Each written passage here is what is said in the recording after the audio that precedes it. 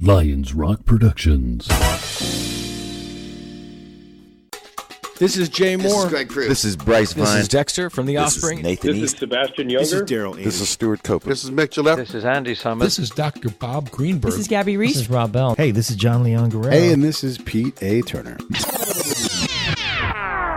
Hey, this is Mark Pattison, and I'm trying to become the first NFL player to climb the 7 summits. Just got off my 5th one, which is Denali, and I am fired up to be on the Break It Down show.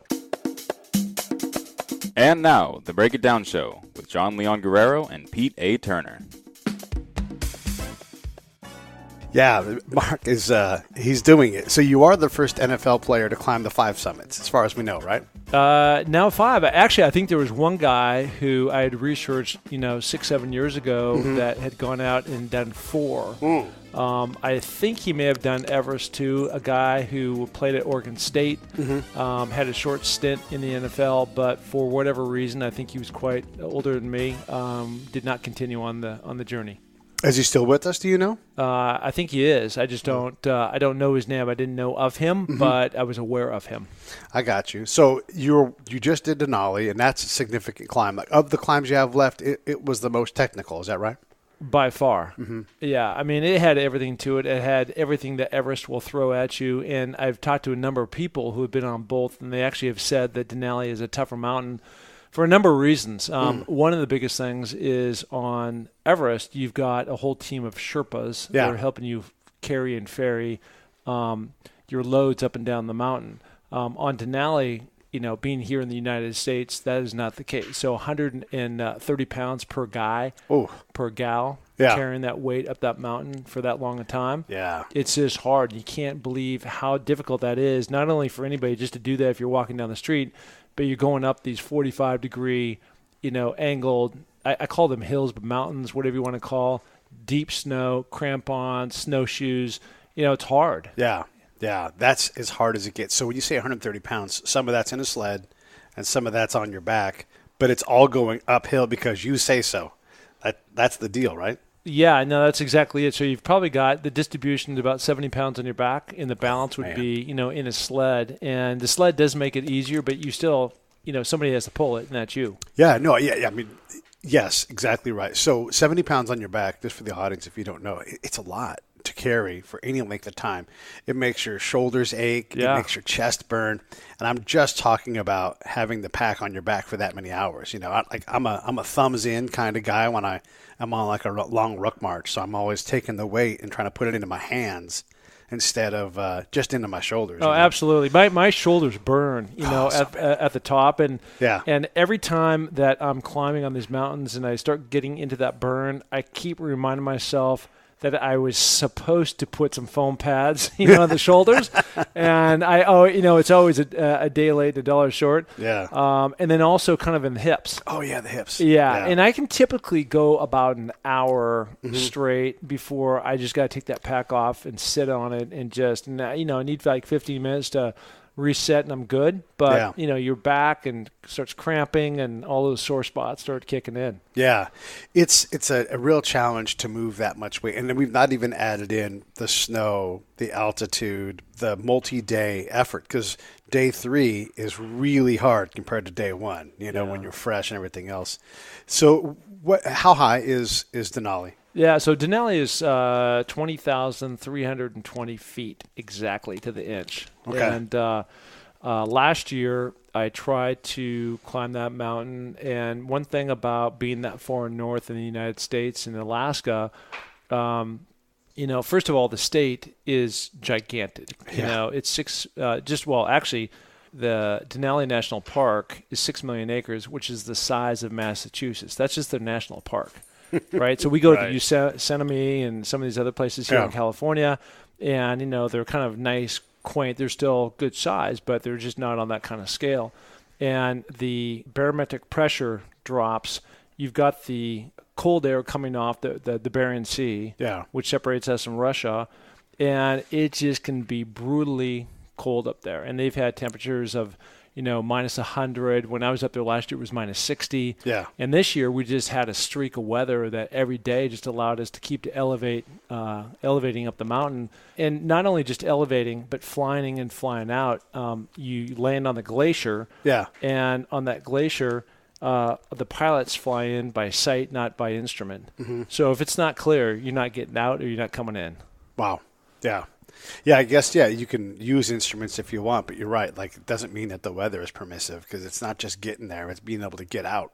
You get stranded up there in a storm for 5-6 days, you're not moving. Well, right after we got off the mountain, yes. There was a superstorm that hit. Oh. And is there another kind of storm up there? Oh my gosh! I was so lucky because we got in, we got out. It was a happy day. Everybody's high-fiving. Yeah. And there's another gal that I climbed with above the knee amputee that was trying to climb, and she got stuck in her tent for 17 days. It snowed 9 feet. Yeah. It's just insane. Yeah, that's insane. And you can't do it. So as a guy that's been stuck in extreme weather conditions, waiting on someone else to get me out of there, there's nothing you can do. In the case of being with the Army, in effect, you lay on the ice and you wait if a helicopter comes. Because if it comes, it's not staying long. And if you're not right there with your gear, you are not getting on that bird. So you literally lay outside for however long it takes. And I say lay down because some people talk, some people stand around, some people sit. But it's not – don't picture a terminal. Picture outside, We're on ice. Yeah, on ice. Maybe there's a cement bunker, that closes you in from any kind of, mortars. But that thing's super hot and not all that comfortable. So some people sitting there for a little while just to have some of the different environment. But, you literally wait all day knowing that's not coming. But sometimes it does. And so you have to be ready. And it's maddening, Yeah, there's a guy that I've gotten to know. His name is Lou Whitaker. He's a very famous mountain climber out of my home state of Washington, and I ran into him in Sun Valley, Idaho. And one of the things that he had said and talked about was that the key to climbing in general, but the key to climbing Denali is patience. And one of the things that I've also learned is mountain climbing is so much about body, mind, and soul. Okay. And so part of the mental game, like you can be physically ready, but to the point you were just making about having to sit and wait. Yeah. It just drives some people berserk. Sure. Day one's okay. Day two, you're getting a little restless. Day three, like, okay, what's going on? But when you stretch that out in terms of 7 days, like I was last year in a tent, trying to wait for this minus 60-degree weather to subside so we have a break to to go for it. And it never happened. I mean, people just kind of hit their breaking point. When you get into that situation, because you've been in both of them, how much is the money you've spent a factor in your decision making? Like, if there's a window that opens, but the windows are open for a undetermined amount of time. Yeah. We think we've got 3 days. We've got the radar images of the weather. But ultimately, we don't know. It might change because it does, I'm sure, really fast and extremely.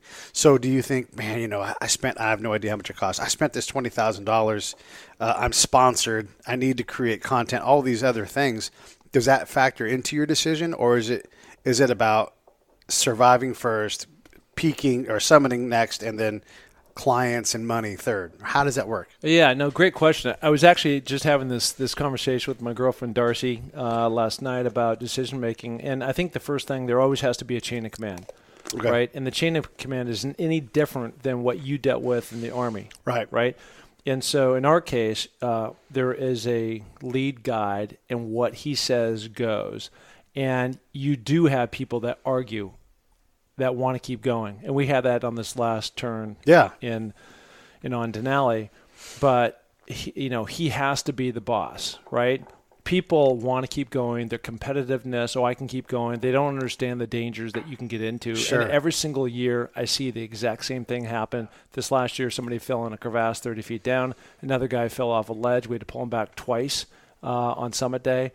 People wobbling, going all the way to the top. And so somebody has to be, the parent in the relationship of saying what you can do and what you can't do. One last thing, a classic example of what not to do, which happened on the Into Thin Air 1996 Everest disaster. Right. And so you had on one hand the guides that were allowing their climbing people that had paid all this money to go up on that mountain, talk them into continuing that journey. And on the other side of it, they wanted to promote on their websites, hey, 100% summited from a marketing standpoint to get people to come back and want to use them the following year. Yeah. And so the combination of those two things of allowing, the monkeys running the zoo to continue to go up the mountain, going after their time, a lot of time, like when it gets to 2 o'clock, if we're not at the top, we're turning around no matter where we are on the mountain. You run out of oxygen and bad things happen. Yeah, you may have the capability to get part of the point A to point C, B to C journey, but if you can't do the whole thing, you're dead. And so it's like, you can continue to push yourself, but what you don't understand is you are not going to complete this entire journey, or it's outside of your control. You can't will yourself to survive this blizzard, to survive this earthquake, to whatever the conditions are. It is really outside of your control, which is a thing that most folks don't have to deal, like guys like you and I with your previous career, NFL player, if you guys missed that part, you don't control your outcome. You contribute to the team and what they do, and you rely on coaches, the other players, but you still have to defeat a peer who's as good as you. I mean, he's there because he's incredible. So you don't control that outcome. But outside of that, a lot of times you can, in business, you don't have to ever experience that where the external circumstances are lethal.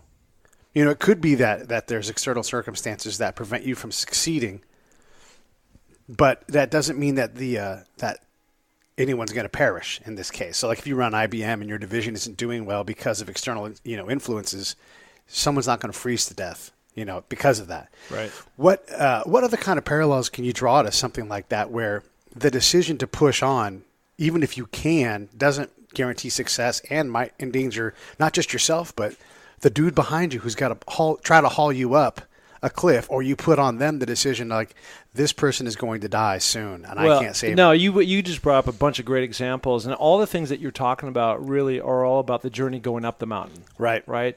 And where most of the accidents happen is coming down. Sure. And that's just because by the time you get to the top, like we did a 14-hour summit day, of which 10 of those were going up. Yeah. Right. And so now the 4 coming down, everybody's just fried. Yeah. Right. People are wobbling. And we're going down some dangerous, very steep places where there's a lot of crevasses, avalanches, and everything, and you have to be on your game. Yeah. And you're so fried. So it's really understanding, having that determination to keep going, but also knowing when to call it. Yeah. That's the whole thing of A to B, but also B to C successfully, because it's hard. I mean, Mallory is believed to probably summited Everest and then died on the way down. Yeah. And wasn't found for like 50 years or something. So it's like great, you've got the evidence that you made it, but you don't have your life anymore. It's a challenge. What does it cost to go up Denali for like the common average person? $12,000. $12,000. Yeah. So there is $12,000 on the line, but you're not spending $12,000. Going like that's my last $12,000. You should have something else lined up. Yeah, but when you're talking Everest, you're talking like 60, 65. Yeah. So it's a different deal. And then you have what makes Everest hard? I mean, we know Denali is technically hard, but it's not that hard to get. And I'm saying, relatively speaking, it's not that hard to get to. You can fly most of the way, and maybe drive in or whatever it is, but it's not far like Antarctica is far.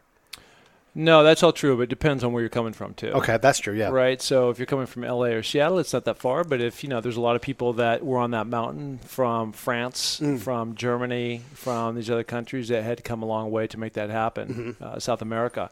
So it just depends on where your start point is. I think, Everest, well, first of all, Denali, we talked about the weight, but there's also technical aspects to it, just not only the weather, you're navigating through all these crevasse fields as you're making your way up the mountain. You're going up these fixed lines, 45 degree, having to climb over crevasses to get into these fixed lines. You're going up ice walls where it's, you're grabbing and throwing your ice pick and digging your crampons in to get up and over these different points. And then there's many spots along the the mountain that, you look down to your left, it's, 2,000 feet down. You're looking down to your right, it's another 2,000 feet, and you've got about a 3-foot wide path, navigating in the snow. How and windy ice. is that? It depends on the day, Yeah. And when Denali can give everything you possibly have. The trek up to base camp on Everest is I think the Everest base camp is around 18,000 feet. And so anybody can do that as long as they can handle that weight or that altitude. Yeah. But once you go through that, then from base camp to Camp 1, you have to go through the Kumba ice fields. Right. And it's a moving, shifting, gigantic, like skyscraper icebergs that are moving, all the time. So you have to go through those very, very early in the morning before the sun hits and it gets warmer. Yeah. Yeah. Is Everest harder then, do you think, than Denali? I think it's harder. Comparable? It's very comparable. I think it's just different. Denali is 20,000 feet, but probably feels like it's 24,000 feet. And Everest is 29,000 feet. It's in the jet stream, and it probably feels like it's 50,000 feet. Right. And so that's why people wear oxygen tanks and masks and make their way up. And, it's also the toll on the body, because once you get above 24,000 feet, your body actually starts to deteriorate and die. Yeah, you're dying, right? Yeah. So you can spend how long on Denali, like in a normal, not that there's a normal ascent, but what's the expectation? Like, we're going to take off on... Yeah, it's 3 weeks versus 3 months. Okay. Right. Yeah. Boy, and again, it's a huge difference. So again, when you get back to the mental toll, you're not having the conveniences of food and drink and showering and all these other things. I mean, Denali, you're not showering for 3 weeks. Right. Think about that.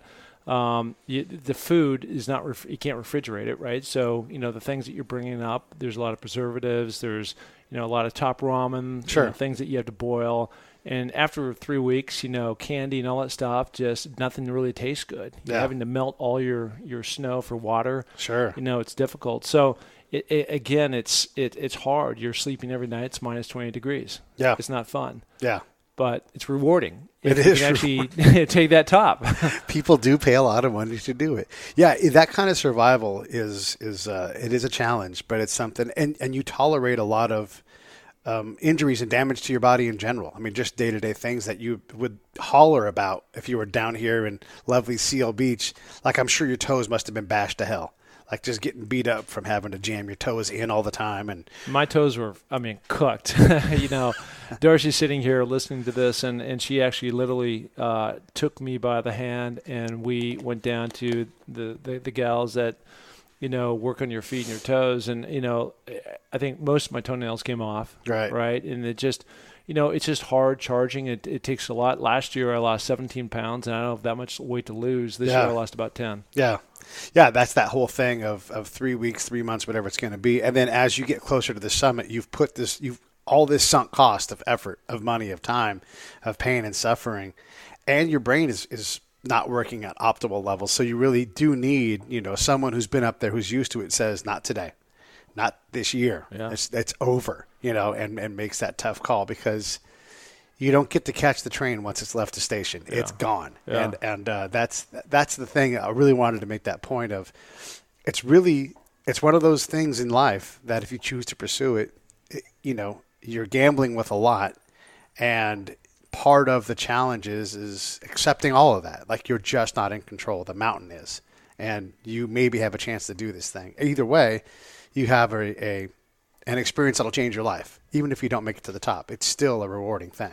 Yeah, I talked to a guy that as well, Laird Hamilton, right on my podcast, and one of the things that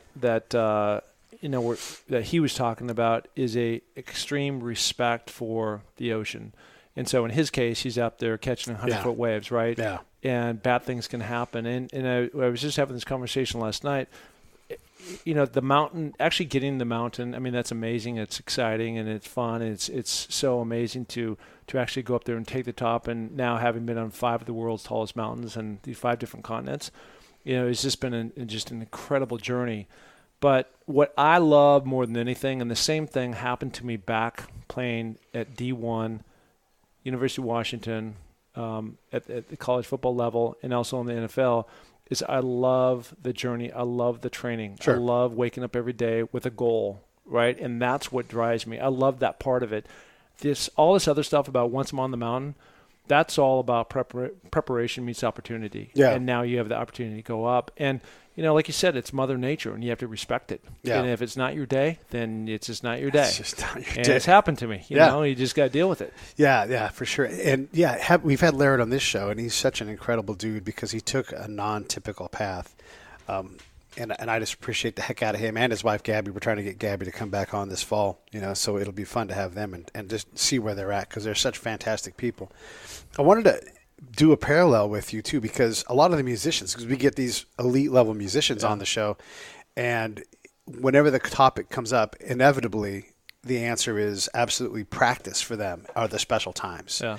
The shows are great and they have a good time, but that's a performance of their best, as opposed to having that magic moment that no one else but the 4 of them or the 8 of them or however many are in the room working. And that's where their peaks are for them. Yeah. We're going to go play in front of 100,000 people. And we love that. And when it connects, it's magical.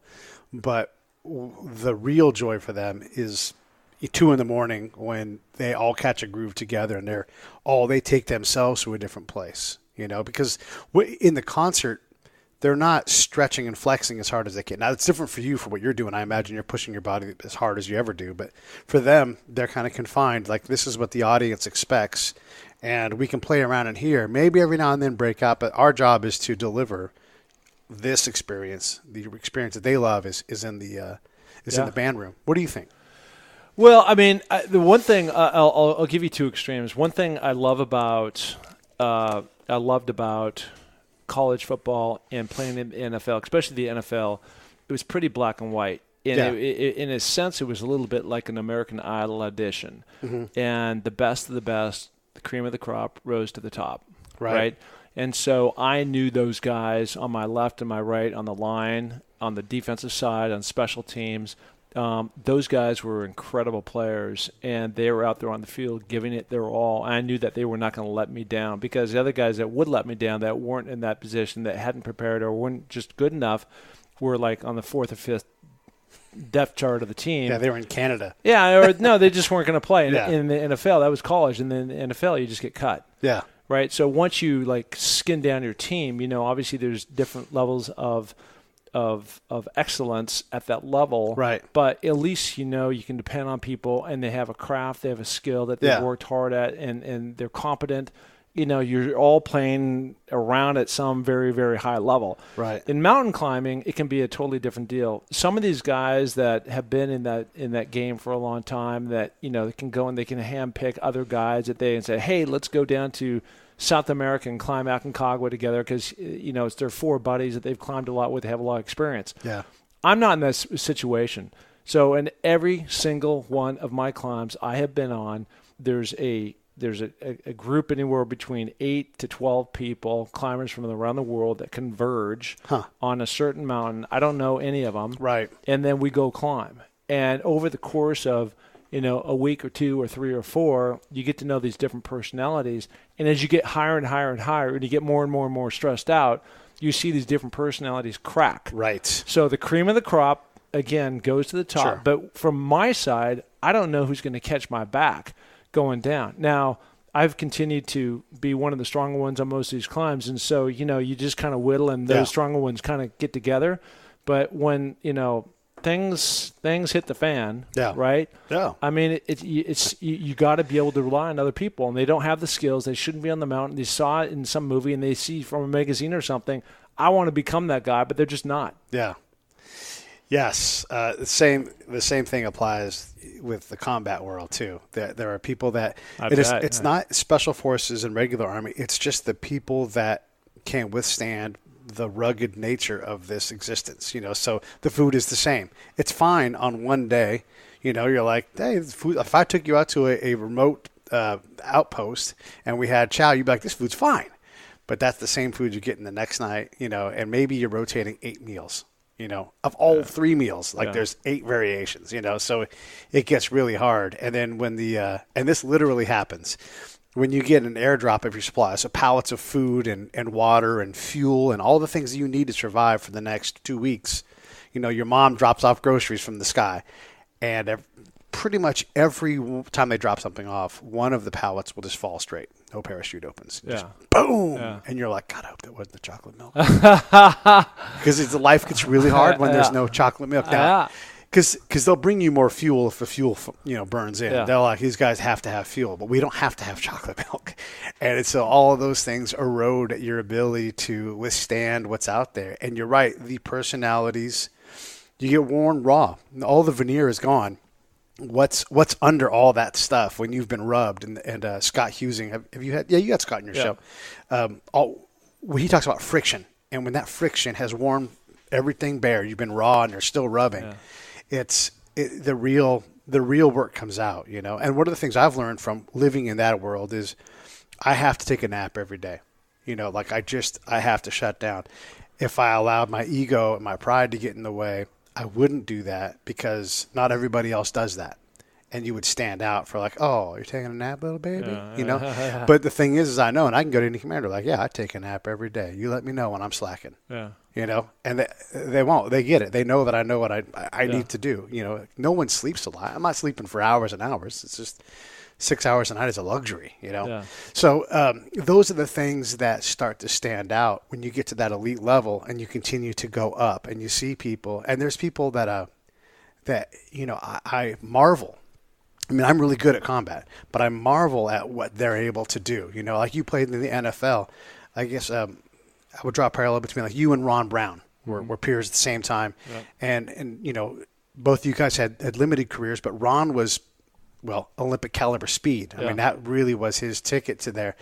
When you see someone like that or someone that just has a freakish arm, or they can kick the snot out of the ball 80 yards and everything, what are those things that you see like, gosh, I wish I had that skill. Like that would be so cool to be able to do that. What is that on the mountain, football field, whatever, but what are those things that you see from your peers that are elite that you're like, man, that is incredible? Well, I think, the stamina, that's part of it. I think everybody goes at different speeds. There's another friend that I climb with. He's also lives in Sun Valley, Idaho, which is my new residence. Ed Viesters, he's climbed all the different 14-meter peaks, meaning the highest mountains in the world. Most of them are in the Himalaya with no oxygen. So he's able to do that. He's got almost like a Lance Armstrong type capacity that he can breathe, and his resting heart rate is super low, and he can go. But like so many of these different things, I didn't go from Little League to the NFL. I had to go through all these different stages to get ultimately to the highest level. And like these guys, they cut their chops on being guides for, 10 years, or longer on Mount Rainier and other places where they know how to tie all the knots, and they know if you fall into a crevasse, how to self-arrest and get people out. This episode of the Break It Down Show is brought to you by Lions Rock Productions. That's us. We publish, evaluate, and develop podcasts just like this one, consult others to build their own, and create associated content and content marketing strategies. So if you're launching or expanding your social media presence, your business or your personal brand, or if you just want to take your media presence to the next level, reach out to us on Twitter at Pete A. Turner or at JohnLG69 at the Break It Down Show. There's 1,000 ways to get a hold of us. Now enjoy the show. Into a crevasse, how to self-arrest and get people out. And those guys are the guys that I have the most respect for, that put the time into the craft to really understand the game and understand all the different things that can happen on a mountain to put yourself in a position to succeed and live, and if need be, get other people out of danger that they're not aware of. Yeah, and guys who do that long, guys who do what any of us done, we've either experienced or watched our mate experience the hardest things. They've fallen into the crevasse, or they've saved someone who was falling, or the guy standing next to you in formation gets crushed by Ronnie Lott and has to pop back up, or whatever it's going to be. We have these things, and you get resilient to that. When people ask me, like, are you afraid when you step outside onto the quote-unquote battlefield? No, that time is over. Like, that time passed. Yeah. Same thing for you on football. Like, yeah, there might be some butterflies or whatever, but that is all happened, like, previously. I've been in practice. I've been hit harder in practice, All of those kind of things, those are the things that allow you to be on the mountain in the first place at this elite level. These guides that know all the knots, have saved people. They've done that.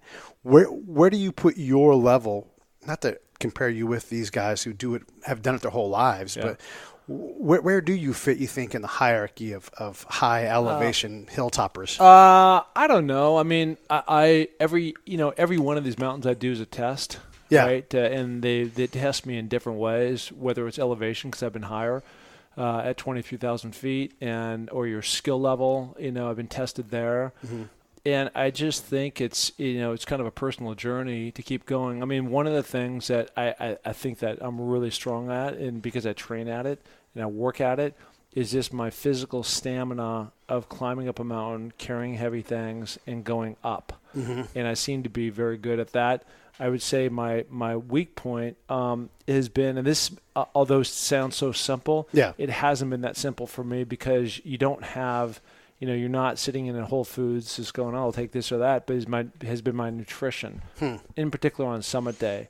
And you're going, 14 hours in a row. I mean, think about going, doing a spin class for 14 hours. I mean, you're burned down, right? Yeah. And so the higher you get in the mountain, your appetite, you're burning all these calories, and your appetite actually gets suppressed. Right. And so, the question is, like, how do you counter that, and how do you put more? And after, 20 days on the mountain and eating, protein bars or whatever, those don't taste good. I mean, literally I was putting them in my mouth and they were coming back up. Ugh. I just wouldn't go down. And that water that we've been burning down to create, or the snow to create water, I know it literally tastes like snow. Yeah. Right. And right. And so it's just, and you can't just reach over to the counter and grab a coconut water. Right. Right. Yeah. And so how do you compensate for those things? And that's just something I continue to work on. And, at the end of the day, I've made these mountains, but it's just like, constantly trying to fill your body and rehydrate and put more nutrition and fuel so you can make it to the top and the bottom. Because you can't obviously go on if you don't have any of those, Yeah, we had your friend over. We had that barbecue a couple weeks back, and he's a ultra marathoner. And he's like, when you run 100 miles, you're going to get nauseous, and you still have to put calories in, and then you have to push through the nausea. Otherwise, you're done. You have to do it. I think his name was Jeff. Scott. Yeah. So his name was Scott? Okay. Yeah, his name is Scott. And running 100 miles, just like I'm sure the listener right now, like, okay, seriously, you want to be on a mountain for 3 weeks and then sleeping in ice? 3 months. Yeah, 3 months on Everest, and you're sleeping on the ice, and it's minus 20 degrees, and you're not eating. What fun is that? But but everybody's got their own little thing, and it's the challenge. It's looking out there and the goal. And doing all the preparation, all the steps you need to do to get to that goal and actually accomplishing that, and that's where the satisfaction comes in. What does it take to get to, dollar-wise, to get to the top of Vinson? Is Vinson? I know technically it's not as hard as far as the climbing goes, but everything else about that is hard. You're still it's super expensive. It's $41,000, but you're taking it's all about 6 airplanes to get down there, and you're chartering these Russian jets that land on the ice, and only certain pilots can go, and they just they control the market, and there's kind of one service that is the hub that these different outfitters have to go through, and they can just make the needle go up or down whichever the way they want. Yeah. So it is what it is. Yeah. So sponsors, if you're out there, I'm looking for sponsors. Get a lot of plugs. We actually have a guy, we're going to put his show up soon. He's going to circumnavigate the Earth north to south. So he's going to go from San Diego down to around to the South Pole and basically do a loop around it and then come back up like through Brazil, maybe head over to Africa and back to the North Pole and back down to San Diego. And just to do that, he's got to turn his plane into a flying gas can. Yeah. And he's got like 15 pairs of sunglasses because there's all these different environments he's got to be able to deal with because he has to see. He can fly by gauges, but just that. Yeah. Being in the air above where you're going to walk, it takes him 15 pairs of sunglasses, and he doesn't get the luxury of having a bathroom. He has to poop in a bag. Yeah, it's just these incredible because it's an endurance thing. We're doing the same thing on Denali. Right, yeah. Not exactly. Fun. No, not fun. When you look at Vinson as a challenge, where does if the money arrives? Where's the next concern? Because obviously money's a big deal, but what's the next worry? Well, I'm going there with sponsor or no sponsor, just like I'm going to Everest, and I'll just make that happen. But down there, It's Antarctica, and so you land and you're not looking around at a bunch of trees and flowers. I mean, there's snow, and that's all you got. So it's minus 40 degrees, and you got to make sure that you know how to deal. Not only deal in that type of environment, but also having the right kinds of clothes, which I do have because I was on Denali, and it can get extremely cold up there. So I'm prepared in that way. Yeah. And again, like these other ones, it's just going to be like landing on the moon, all new experience with all new people, and I've heard from a number of different folks that it's just it's such a unique, almost not bizarre, but I mean it's like going to the moon again, right? It's a landscape that you've never seen, you can't replicate, and so having that experience is really magical. Is it a multi-day climb? Yeah. How high is the mountain? It's 16,000 feet. Oh, so it's still pretty up there. Yeah, so there's I think there's 3 or 4 camps that you have to settle in on, and it's like a shorter, colder Denali. So it's 2 weeks and minus 40, and so we can't discount how challenging it is physically because it's still 16,000 is among the tallest mountains in the world, really. Well, yeah, I mean, Rainier, a lot of people go up. That's 14,005. A lot of people go up there in the state of Washington and don't make that mountain. And this has got all those things to it. But you also can't, discount when you get into that severe cold, how much that also is draining your energy. Right. Can you build up a tolerance for that, or is it that day maybe just not your cold weather day? It's not just your day. I mean, you land and you're at minus 40. I mean, that's true. Yeah. You're like, it's North Pole stuff, right? So it's it is what it is, and you just got to really have a clear understanding of frostbite and when these things are starting to come on, because as easy as it is to get frostbite, it's just that easy not to get frostbite. Right. So hydration, wearing the proper stuff, making sure you're wiggling your toes, bringing those heat pads that you can buy at REI, sticking those things in there, just really shaking your, and again, equipment. And a lot of times what happens is when you climb up, and especially when the sun comes out, you're almost sweating even though you have the stuff on. And as soon as you sit down, you got to pull your stuff out. There's a lot of work. You got to sit down, pull your pack off, put it down, grab your big puffy jacket, throw it on, throw everything else on, get some water, get back up, put everything back in, throw it on, and keep going. Yeah. And that's how you maintain, so you don't go from that kind of good sweat going to, frozen, and then bad things happen. Yeah. No, managing the body's ability to handle things when the extreme temperatures are outside of the body's capability, because you got to sweat to burn off the heat that's in your body. Yep. And we're incredible endurance animals to be able to do that, but that will also kill you in Antarctica or wherever. I for sure been in really cold environments where there was just no escaping the cold. Like we were in a tent and it was so cold that the generators couldn't run like indefinitely. Like they would stop every couple of hours and have to be maintained and fired back up again. So the heaters that are supposed to keep the tent warm couldn't make up the delta. So it just blew cold air out most of the time. It would try, but it's like the cold air coming in was so cold, the air it put out was warmer, but it was in no way warm. It was colder than a refrigerator, the air coming out. Wow. But that you're just hoping for, trying to get the tent to like 20 degrees or something like that. Yeah. And it's a big leaky army tent. And, you just could not escape it. So you had, I had prided myself on never having to had used like the heat packs and all of my army time, but I'm like, that's over. It's freezing here. All of my clothes are in my backpack or in my sleeping bag with me, jammed up where like my face would normally be because I don't want any cold air in there. Yeah. And, all of my clothes just to create more energy around me. And there was just no way to stay warm. It was so cold. And to do that for weeks, it's rough. You had to, in the chow hall, you had to sit there, and it's an open chow hall. It's like, it's a building, but it's just, there's always someone coming in. Yeah. So the door's always open, going in, going out. It's just a constant thing. So we had this box of orange juice on every table, and you had, someone's job was to knead the orange juice so it wouldn't freeze. Yeah. Yeah. And the same thing with the ketchup. Like you had to like constantly keep the ketchup moving so that it wouldn't freeze. Yeah.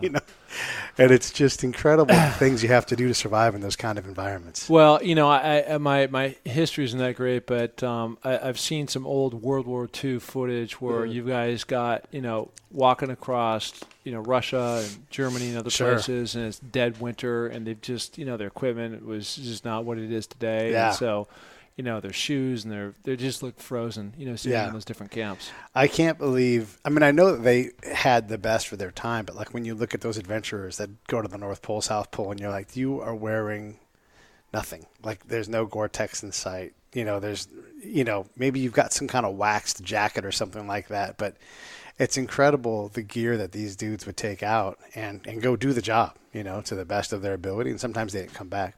Well, wait a minute. I want to stay on that thread for just a second, because jumping, leapfrogging back into the mountains for a minute, when you take a look at Tenzing Norway and George Mallory, those guys, first guys that ever climbed Mount Everest, you look at those old black and whites, and they're up there in a tweed. Yeah. It's like, are you kidding me? So I don't know how they pull that off. Leather shoes, yeah. Like crazy. Yeah, like leather, and then your sock, and then your foot. Like, but they, they figured out how to do it. Yeah, it's insane. It's insane. I mean, they did it, but that would be, the people that do like the no air climbs, like, do the 1911 gear kit climb, and be like, fuck that. Yeah. Although I'm sure fur works great. I mean, Eskimos use fur, right? So there must be mucklucks and all that kind of stuff that you have to wear. That's crazy. So, okay, you get through Vinson. That's next, right? Yep. Next year you're going to do it? Or that's happening January 6, 2019. Oh, wow. So it's coming up. It's coming up. Are you already physically ready? You recovered from Denali and all that? I could go right now. Okay. So that's good. And then Everest is 2019 summertime? No, you don't do it in summertime. So the way that Everest works, and the jet stream, since you're so far up, opens 2 times during the year for 2 weeks only. Oh, wow. And it's the only time that you have a window of opportunity to go to the top. That's May 15th, and we're talking within days, May 15th to the end of May. Right. And then in October for 2 weeks. Okay. And so in order to go up and go down, to acclimate, going through the ice falls, going to Camp 1, going to Camp 2, going to Camp 3, coming all the way back down, go back, doing this whole rotation for months, to put yourself, to build up enough red blood cells in your system to be able to take on ultimately that altitude, which you're up at 29,000 feet. You need to really start that journey in early March. Oh, wow. Okay. So it's March, April, and then May, and you could be, coming back May 30th or May 17th or whatever that date is. Right.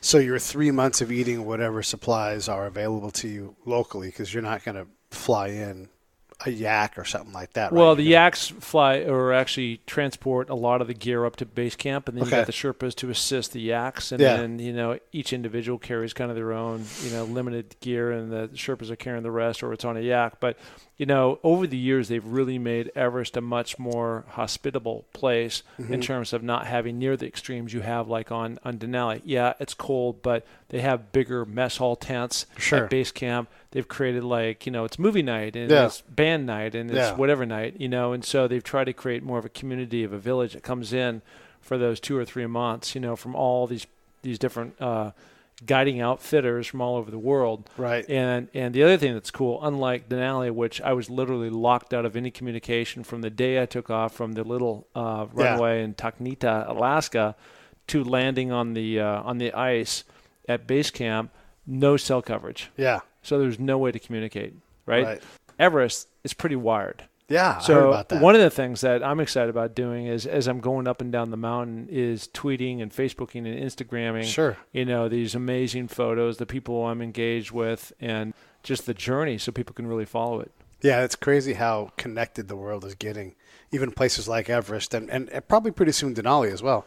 You'll be able to be, without a satellite phone, you'll be able to be still connected. Well, you could do that with satellite. I just didn't bring a satellite phone, but whatever. It's just it's a much more convenient and easy way to communicate. Yeah, and I wonder if someone's opened like a noodle house at Camp 1 on Everest, an Irish bar. Brenda, that should be your thing. Brenda's sitting here with us. You should open an Irish bar at Camp 1 on Everest. Kind of like in Indiana Jones. Yeah. Doing shots. Well, stuff. actually, they kind of have that on Aconcagua. There were these Argentine women who had something kind of like what you're talking about at 16,000 feet, and they literally live up there for the summer. The summer for them is opposite seasons for us here. So we were down there in February. But you go up and, you go into the 16-foot camp, and they feed you, and you can get beers. And I had the most incredible shower, not like the shower that you and I would know here, but they taken like an old 5-gallon milk can and boiled water and put it in there. It was trickling out. Yeah. Really cool. But, there are those types of things that exist out there. Yeah. And actually in Everest, there's all these tea huts. Okay. From where you land up until the base camp is a 14-day journey. And every night you're staying at these different tea huts. And then they make tea and they, provide the services, until you get to base camp. So you can't just fly up to base camp in a plane. You got to walk in. You get a helicopter in. Okay. But nobody does. Okay. And they don't do that because you have to acclimate. Again, you start at a lower altitude. Gotcha. From every day you're getting, it's all part of the process. I got you. Tell us about your podcast. I know you've been getting some really good guests. You had Jack Barsky on recently. That's always awesome. Tell us what's going on with it. Well, today is Nate Boyer that just came out. A lot of people know him. Sure. Another American war hero, Green Beret. I actually climbed with him in Kilimanjaro. He started a organization called Water Boys with Chris Long, who plays for the Eagles. Went with those guys a couple years ago, raised $47,000 personally, and built with Jim Mora. And he and I were able to build our own well for the people of the Maasai tribe, which was so important. But, it's called Finding Your Summit, and it's all about people overcoming adversity and finding their way. And certainly I was in that category about 6-7 years ago with a relationship, my dad passing away. And so what I did is I didn't know what to do at the time, and so I turned to the mountains. And the mountains gave me a lot of clarity. And out of the mountains, all these other blessings have come. And so now I've got a social media called NFL, the number 27 Summits, which is really blown up, 300,000 people plus following my journey. And then I was interviewed by a Pac-12 announcer named Yogi Roth. And as I was doing that podcast with him, like I'm doing this with you, I was like, I think I can do this. And then I started calling different people. I've had famous and not famous, but getting to access and having that conversation with Laird Hamilton. Gabby comes out next week. I've been invited to come up to San Quentin. I've interviewed a couple of those guys. I think you have as well, Kenyatta. Yeah. Oh, sure. Love Kenyatta. Great guy. Yeah. The amount of access. I've pulled off a couple people from America's Got Talent. Yeah. People with no arms, no legs, can't see, achieving incredible things. Right. And I'm just like, are you kidding me? Yeah. Then what? Right. And just having that dialogue, and I think at the end of the day with all these things is that, again, people overcoming adversity and finding their way, it's about perspective. And so I talked to somebody who, has got it way worse off than me. And I'm like, maybe my situation isn't as hard. That's been one of the lessons I've learned in my 40s is that life is going to continue to be hard. It's just no one gets out with an easy life. It just doesn't happen. And then the other thing is you don't want to trade your cards in for somebody else's because there's a lot of people whose cards I wouldn't want. Yeah. And there's people that would look at me and say the same thing. Like, not that my cards are, they're like, man, fuck that. Pete's got it bad. I'll keep my cards. And, I know my cards. I'm going to play these. But, yeah, you're right. I've definitely learned that. You're working on getting Jim DeFelice, who is a teller of these stories. He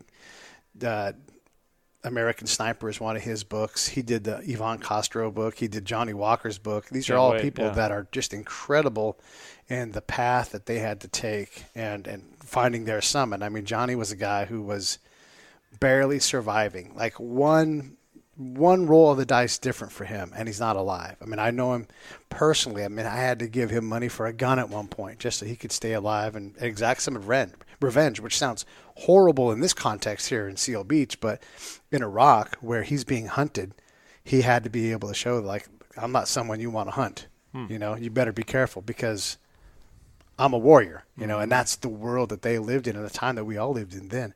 So those people that find their summit and get out, and now, Johnny lives in San Diego and is not by any means living the easy life, but is living a life that's considerably better than, making $3 a day, driving across the length of basically Texas to get, money for his family and come back as a truck driver. Such an impossible existence. And the fact that he's here now and thriving it's incredible. Those are great stories. Yeah, no, I talked to him next week, and I'm excited to do so. So we just set that up yesterday. But, I also do a little bit of public speaking, and one of the things I always ask everybody is I look out in the audience, I go, hey, has anybody in this room been through a tough time? Yeah. And a couple of people throw their hands up, and, like, if they don't, they're lying. Yeah. And I call them out on it. And because it's all relative to everybody's situation. Sure. Right? And so again, going back to the podcast or anybody else, it's just it's really fun when people just kind of let their hair down and just are very authentic about what their path is. And we're all on our own journey, and nobody has to compare anybody else's situation. But we also have the control to better our situations and make life, what you want it. Yeah, no doubt about it. Yeah, I don't listen to a whole lot of podcasts because I'm always editing the ones that I deal with, but I definitely take time to listen to yours because I do find those things. And if I feel a little, on my bad, and like if I feel a little pathetic and a little depressed and everything, I can remind myself often through your show, like, yeah, that's right. Like, we're all out here fighting the fight that we've got. And, no one's got it easy. No one's like, oh, this is so easy. Life's great. Like, everybody's got a problem that's significant in their world. Yeah, next week, Gabby Reese comes out. And Gabby Reese is married to Laird Hamilton. And she was a famous model. And she's been in a couple of movies. And she's been a professional beach volleyball player. And she was a star college player and all this stuff. And so you look at her, and you would like, this girl's got it all. So I was invited up to her place to train in her pool at Laird's and Gabby's house. And I probably had the most amazing conversation with her. Jim Mora was with me at the time, and he chimed in at the end because he's gone through some stuff. And, there's just the collaboration of myself and Gabby and Jim sitting there having this conversation. It was probably as raw as I've been with, not so much about myself, but with Gabby. I mean, it was just a share fest. Yeah. And it was really, and it just made the pod and the conversation so much deeper and richer for everybody, I think. So I'm excited to hear that next week. Yeah, I'm excited. Gabby is a fantastic guest and a great person. My girlfriend was going on a trip last summer to Scotland to walk across it. And, her and her son encountered Laird and Gabby on the same flight, I think, coming back from Europe. And there was a delay because there was technically a plane crash. The catering cart busted through the wall of the airplane. Right. And so my girlfriend saw Gabby and thought she would introduce herself. So because at the time I was recovering from a hernia surgery, and I'd just seen Gabby a couple weeks before. She was doing, I think Jay Moore was doing her show, and I was helping out Jay. She walks up unannounced, like, hey, you don't know me. And, and Gabby is just Gabby. She's like, okay, yeah. And it's like, my boyfriend is Pete. And she's like, oh, my God, you're the girl with the kiss. We had this. Yeah. But Gabby remembered that my girlfriend and I have a walk that we do, and we always kiss it halfway to slow down the world, stop, enjoy the moment, and just get back to talking. And, the kind of talks you have on a long walk or a hike or whatever. And so that stuck with her. And that, I think, is really who she is.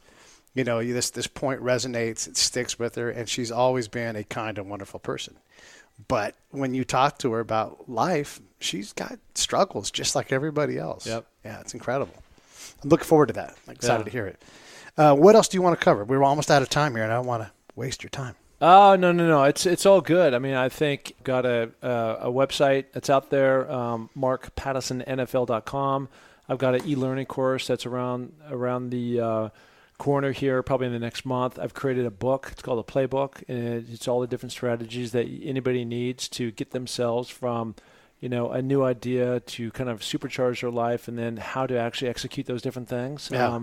I've been through. I was very fortunate to be taught by some of the football greats, Don James, the Pyramid of Success from John Wooden, not him personally, but through the mentorship of those different guys, and really how to accomplish great things and really create a vision for your life of where you want to go. So that's coming. I have a book called Finding Your Summit, which is kind of a compilation of the best of the podcasts that I've had. So I'm excited about that. That's coming out in the fall. Heading down to Vinson, and then hopefully I can take the top. I don't have to go back on that one. Yeah. And then on to the granddaddy of them all, Mount Everest. The granddaddy. Is there a K2 ascent in your future? No. So once you wrap up and you bag up Everest, do you sit back and relax? I mean, obviously you're going to keep going up and down mountains. You can't control that anymore. That has to happen. Well, I live in Sun Valley, which is a mountainous town, you know, and so I literally am up on the mountains every single day. So that's number one. Number two is kind of a new goal I'm shooting at is I want to ski to the North and South Pole. It's actually called Adventures Grand Slam. Okay. So I want to put that in my bucket list.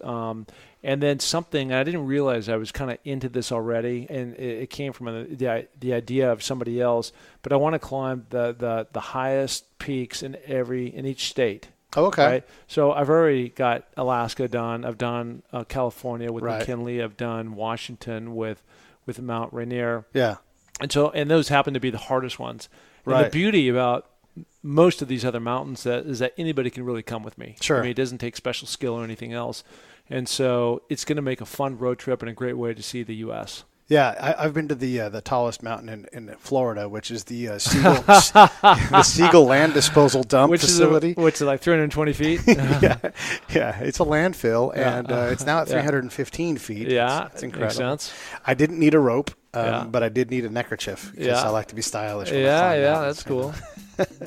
All right, well, everybody, this is Mark Pattison. He's awesome. He's been on the show before. Definitely check out his episode, and for sure, check out his podcast. I absolutely listen to it all the time, so it's one of the ones that I definitely recommend because I gain a lot from all the different stories that you tell, and just those people being candid, being real. It's a raw exposure of people dealing with life at their best and at their worst, and what it takes. I appreciate you coming on. Yep. Well, love spreading the love.